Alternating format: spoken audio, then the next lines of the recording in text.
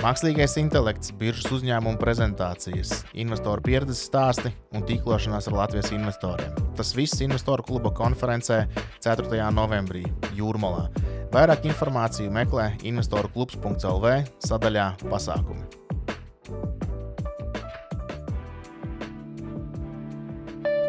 Investoru kluba podkāsts. Investē, un esi viens no mums. Labdien! Esiet sveicināti Investoru kluba podkāstā. Mani sauc Kaspars Pēcinieks, un esmu Investoru kluba izpildirektors. Investoru kluba podkāstā runājam par investīcijām. Par investīcijām runājam ar biržās kotētu uzņēmumu vadītājiem, ar investīciju jomas profesionāļiem un citiem cilvēkiem, kuriem ir ko teikt par investīcijām.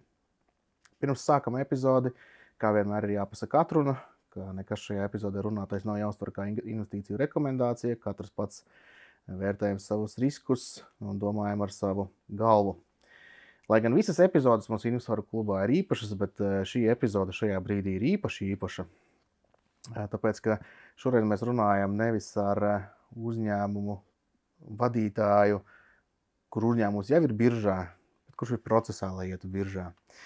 Un šoreiz viesos Investoru kluba podkāstā ir APF Holdinga valdes priekšsēdētājs, dibinātājs un lielākais akcionārs Jurijs Adamovičs. Sveiks, Jurij! Sveiks! Paldies, ka esi uzņēmis mūs ciemos pie jums birojā. Un epizodu mēs ierakstām 16. oktobrī. Tas nozīmē, ka parakstīšanās uz akcijām ir jau iespējami 3 dienas. Kāds ir noskaņojums šodien? Noskaņojums ir fantastisks. Visi procesā, sagatavošanās darbi ir pabeigti, un tagad ir tā patīkamākā sadaļa. Ok, ļoti labi, prieks dzirdēt. Mans mērķis šai epizodei ir iepazīstināt mūsu klausītājus, skatītājus ar APF Holdingu. Protams, to visu izdarīt dažādās vietās, tāpēc kaut kāda informācija, protams, ir kaut ko rakstīt, kaut ko mēs esam runājuši dažādos pasākumos, gan Investoru kluba pasākumā kopā ar APF Holdingu. Un starp citu, ja neesat to redzējuši, noskatieties to. Tur arī daudz kas vērtīgs ir. Un arī vēl uzzināt dažas atbildes uz jautājumiem, kuri man radās izpētot prospektu. Un tāpēc varbūt to iepazīšanās stāstu iesāksim un ar tādu ieskatu vēsturē. Varbūt varat iesākt ar to pastāstīt, kā tu nonāci olu biznesā. Jā, man tā bija tāda nejaušība. APF stāsts priekš manis ir sācies kā pasīva minoritāra investīcija. Esmu iestartējis šajā projektā 2014. gadā kā finanšu investors, kā minoritārais akcionārs. Bet, diemžēl, mani tā laika partneri nebijuši spējīgi projektu pabeigt laikā un tajā budžetā, kas bija projektam atvēlēts.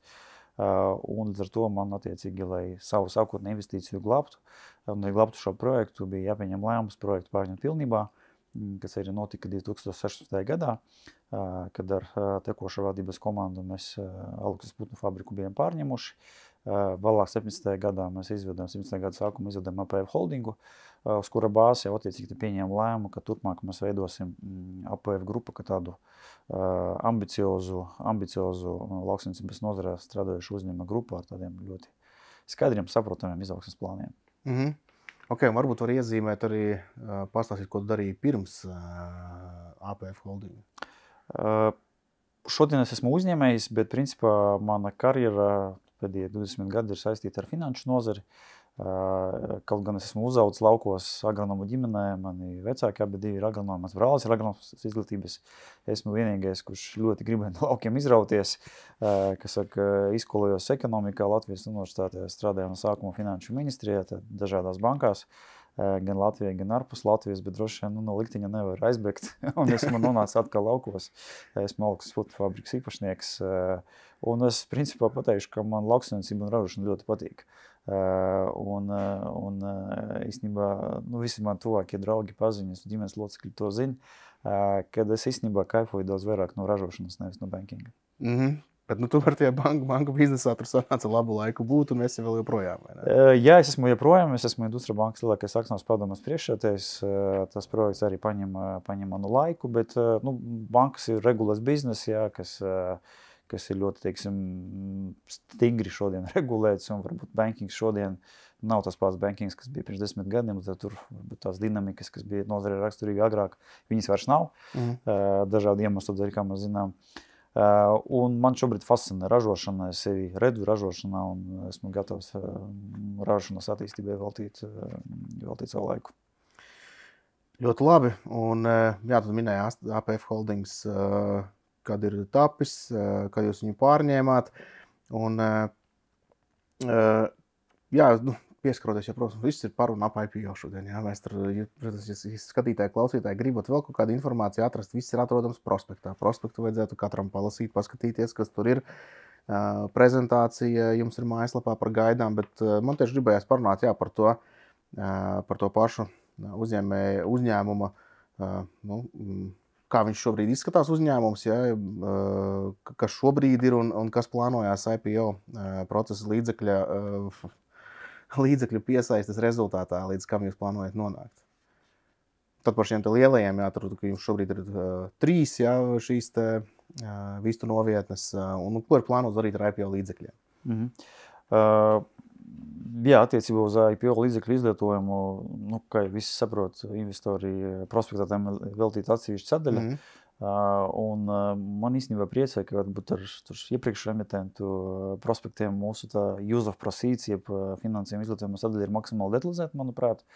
Un kāpēc viņi ir tik detalizēti, kāpēc mūsu gadījumā tā projektu gatavība stādija, viņi ir ļoti laba. Jo, teiksim, mūsu nozari, kas ir raksturīgs, ja tu gribi būvēt jaunu cehu, jaunu novietni, šķirošanas cehu vai jaunu produktu ražošanas cehu, tad tas ir ilgtermiņa projekts, kuriem tu gatavojas ļoti savlaicīgi, parasti 1-2 gadus uz priekšu, jo tev ir jāraksta projekts, inženieriem, arhitektiem viņš ir jāsaprojektē, jāsaņem visu iesaistīto valsts dienestu saskaņojumi, būvvaldes atļauja ir jāsaņem, jāpasūta iekārts, un mūsu gadījumā visi šie posmi ir izieti. Mūsu nākamās fāzes projektām, kurš tā arī tiks līdzfinansēts no IPO līdzekļiem, ir lauku atbalstīšanas līdzfinansējums. Tiem, kas ir saskarušies ar Eiropas Savienības struktūra fondu līdzfinansējumu, ļoti labi zina, ka, ja tu saņem Eiropas Savienības līdzekļus, tad tev ir jāiziet cauri visiem publiskiem iepirkumiem, tenderinga procedūram, attiecīgi jāseko līdzi attiecīgi tad publisko iepirkumu procedūram. Mūsu gadījumā tas process ir iziets, publiskie iepirkumi ir noslēgti, līgumi ir parakstīti, attiecīgi visas cenas ir nofiksētas, līgumi ir parakstīti. Principā, es negribu teikt nākamajā dienā pēc IPO, bet nedēļā pēc IPO mēs varam iedzīvot zemē labstujā un sākt celtniecības darbu bez pārspēlēm, jo būvatļaus jau ir saņemts. Un tas, manuprāt, arī ir tas, kas varbūt atšķir mūsu IPO no daudziem citiem neseno laiku IPO, ka mēs tiešām nemēģinām pārdot kaut kādu gaišās nākotnes ideju. Mums ir ļoti konkrēts projekts, sabudžetēts, sarēķināts, kurš apmierinās attiecīgi tad pieauguši pieprasījumi pēc mūsu produkta. Un tādā ziņā mēs jūtamies ļoti komfortabli, ka mēs ļoti labi zinām, ko darīt, kā darīt, kur skriet un attiecīgi, kur konkrēti to labstu iedzīt, lai sāktu maksimāli ātri būvēt. Jā, tad nav tā, ka tur piesaistīs līdzekļus un tad mēs domāsim, kā taisīt izaugsmi. Ļoti labi, ka tu arī šo aspektu pieminēji. Skaidrs arī tie skatītāji, kas ir prospektu iepazinušies, noteikti ir pamanījuši, ka nākamā investīciju posma summa viņi ir krietni lielākā nekā to līdzekļu apjoms, ko mēs IPO ietvaros plānojam piesaistīt. Atgādināšu klausītājiem, skatītājiem, tad IPO ietvaros mēs domājam piesaistīt 7 miljonus, bet kopējais CAPEX, jeb ieguldījuma apmērs nākamā investīcija fāze ir 17. Attiecīgi, to iztrukstošo daļu mēs piesaistīsim no komercbankām un piedāvājumi ir saņemti, piedāvājumi ir gan interesanti, tā kā es domāju, kaut kā vai tuvu pirms IPO noslēguma aizreiz pēc mēs arī nofinalizēsim procesu ar bankām. Tad tur viss sajiet kopā un var sākt. Jā, tieši tā.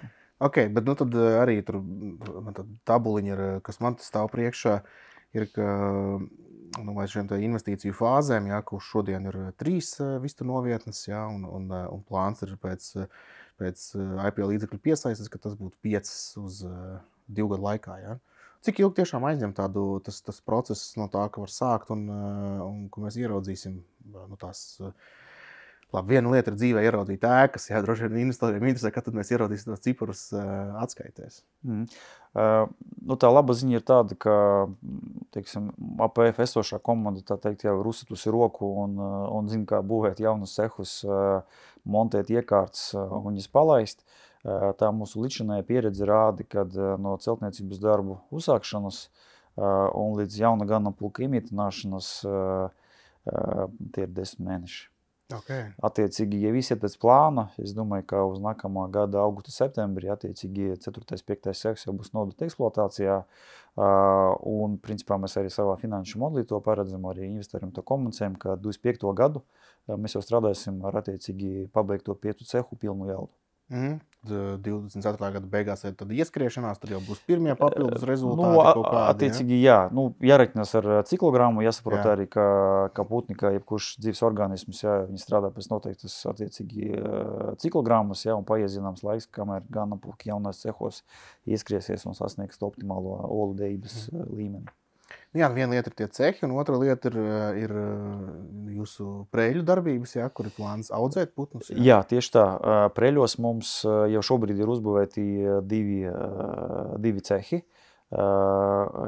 Kolēģi preļu putnu valde šodien plāno svinīgi pieņemt eksploatāciju otro cehu. Par to būs atsevišķa komunikācija presē tuvākajās dienās. Un jā, plāns, kā tu saki, attiecīgi ir arī, ka preļu būs tas tā kā mūsu reģionālais centrs, kur mēs APF vajadzībām audzēsim savus cāļus. Sanāk, ja 25. gada rezultātos jau būs iekšā jūsu vistas? Jā, tam pilnīgi noteikti jādod zināma maržas uzlabojums. Tas ir arī viens no iemesliem, kāpēc mēs esam pieņemuši lēmumu, ka mēs gribam būvēt tādu vertikāli integrētu biznesu. Un, ja mēs līdz šim cāļus esam iepirkuši, mēs gribam paši audzēt savām vajadzībām. Jā, un jā, vēl pie plāniem šeit ir rakstīts, jā, tad gan šī audzēšana, jā, un barības šķirošanas, jā, nē. Olu šķirošanas. Olu šķirošanas, jā. Un vēl bija par barību arī. Vai tu esi tev izbūvējušas vienkārši bez kaut ko jaunas? 4. investīciju fāzē, kur mēs attiecīgi būvēsim 4. 5. cehu, mēs paplašināsim noliktavas un šķirošanas ceha platības, un mēs arī izbūvēsim olu šķidro produktu ražošanas cehu. Ja mēs runājam konkrēti par barību, tad nākamā investīciju kārtai papildus investīciju barības ceha paplašināšana nebūs vajadzīgas, jo tas, ko mēs esam izdarījuši iepriekšējos gados, mums principā jau ir diezgan teiksim tā, pandēmiju laiku atjaunota infrastruktūra, kur mēs esam ielikuši modernas vācu iekārtas, kas, zinām, mērā var teikt kā rūpnīca, bet dabā varbūt drīzāk ir tā kā barības ražošanas cehs, kurš jau šobrīd spēj saražot 4 tonnas barību stundā.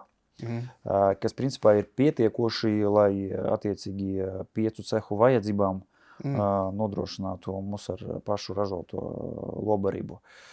Nākamā investīciju kārtam neapšaubām mums vajadzēs barību ražošanas ceha jaudus palielināt. Ok, un tad, labi, šis ir skaidrs, tas 25. gads, īstenībā, jā, kā minēju, tad nākamā gada otrajā pusē vajadzētu būt, ka ir nodots, sāk strādāt, jā. Ko tālāk, tas jau nav beigas, vai ne? Tas nav tāds, ka tagad piesaistījām līdzekļus, uztaisījām to, un tad mēs tagad līdz horizontam šādā 5 novietņu formātā strādāsim. Protams, jā, tas nav beigās, un principā visi mūsu partneri to saprot, redzot, cik dinamiski APF ir audzis pēdējos 5 gados, protams, visi saprot, un zinām, arī rēķinās, ka ar to mūsu attīstība neapstāsies, bet šeit droši vien arī jāpiebilst, ka IPO nolūkiem, IPO prospektu nolūkiem mēs apzināti nerunājām par attīstības plāniem pēc 25. gada. Ja jau esi ticis tik tālu, tātad šī epizode tev bija interesanta. Pilno epizodi meklē investoruklubs.lv sadaļā podcasts.